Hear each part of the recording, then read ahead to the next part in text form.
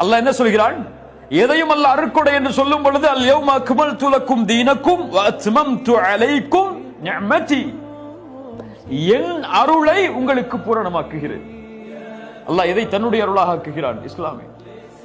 அவனுடைய அருளை அவன் நமக்கு கொடுத்ததற்கு பிறகு அதற்கு மேல அல்லாஹ் நமக்கு கொடுக்கிற இந்த காசு, பணம், செல்வம், வசதியான வாழ்க்கை, இதுவெல்லாம் அன்பளிப்பு தான். இதை கொடுத்தாலும் கொடுக்கட்டாலும் இந்த அருட்கொடைக்கு நன்றி செலுத்தி முடிக்க முடியாது நமக்கு. சுப்ஹானல்லாஹ்.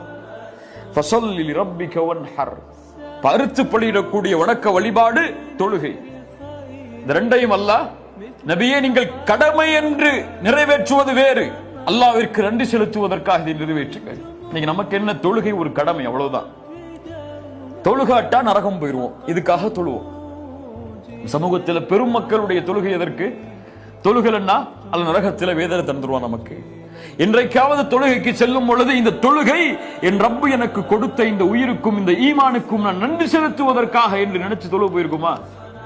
தொழுகையில் நின்றுக்குமா?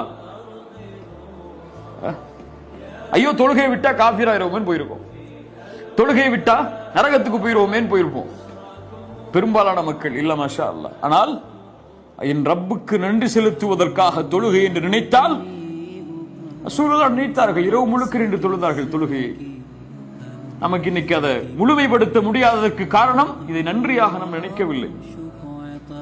அல்லாஹ்விற்கு நன்றி செலுத்தினால் படைப்புகள் அனைத்திற்கும் நன்றி செலுத்துவான். அல்லாஹ்விற்கு நன்றி செலுத்தலையா, படைப்புகளுக்கு நன்றியோடு அவன் வாழ முடியாது.